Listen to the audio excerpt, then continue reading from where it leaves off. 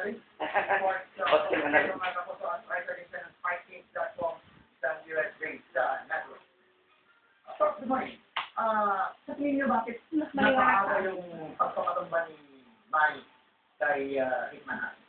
Kasi si Ricky Hatton, Kasi pag hindi niya yung atomic bomb, magagaling mo sa left kaliwa, left upper kaliwa, left to the Hitman, ano? Pero yung game sa hindi Pagpagaw talaga. ginamit nila yung right hand ni Pacquiao. So the right hand was doing the right move and the right hook and the right uppercut. Pero ako din siya dun sa left. Ako sa first round, isang wicket na at tumama sa panga niya, natumba sa doon for the first time, nakapatumba yung right hook ni Pacquiao. Right. Yan. Oo, kinanan daw niya sa ugan. Kaya Kaya nasabi, doon niya natin sa kanan pa lang tumba na eh. At pinag na yung kaliwa. wala na. Doon sa second round, kagabi, ni-search ko si Mayweather Jr. kasi yung pinakasusok naman ng mga tao din. Oo. Dumayabang. Ang yabang, oo, talaga.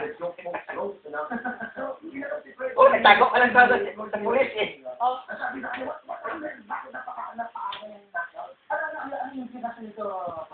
Ang implication nito is that yung kanang pakipakaw tumas, ano? So people love big charity. Dinig talaga Mga one round knockout, 2 round knockout. So tataas yung presyo ng Pacquiao. That's yung implication. Kasi si Hatton, alam nyo, kung itapal mo yung mukha ng balat ng mukha ng 50 na congressman na pumunta sa lahat. Mas makapal pa yung mukha ni Hatton doon. Si Hatton, pressure fighter yan eh. Eh, tamaan mo ng suntok yan. Matagal yung bago matumba. Hindi natutumba ngayon eh. Napatumba lang yung Mayweather dito. Yung tignan mapatumba yan ni Luis Culazo, pero si Mayweather nakapatumba for 9 rounds. For dito, everybody was surprised because second round. Okay na nagwa? Na-knockout na yung Pacquiao.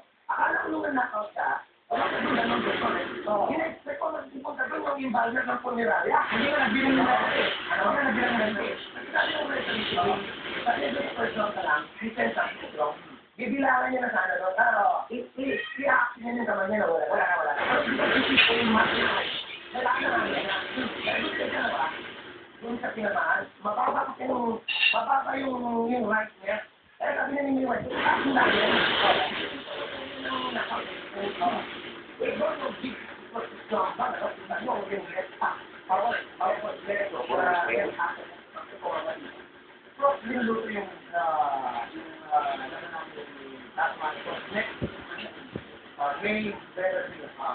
May pandemya lang din yun, pero right pala, bigla niya pinalabas sa kaliwa.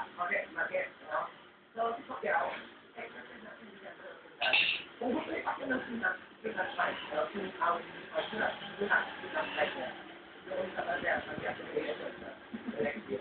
nandiyan si Coco sa aming state office.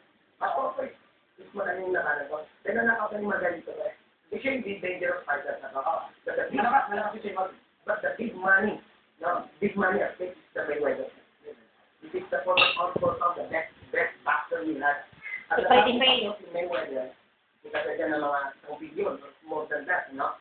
Ang gasto sa Tarangani sa election. At the same time, yung naman i-establish ng pagiging one of the greatest boxers of all time. Oo, kasi hindi pa rin yung natalo si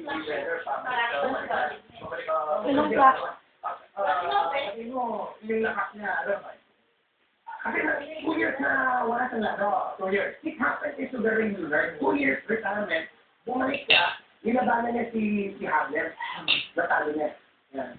So, si Mayweather, kung natalo niya pa si Mayweather, Pacquiao would be the greatest, one of the greatest boxers. Kasama ni Sugar Ray Leonard, kasama ni Muhammad Ali.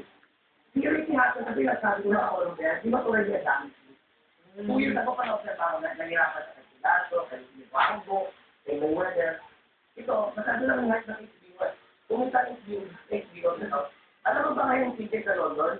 Dito piyesta tayo. Sa London ngayon, lahat ng luha at kagalit ng mga British. Then they were expecting na mananalo. Then Hatton said, I'm not going to do that.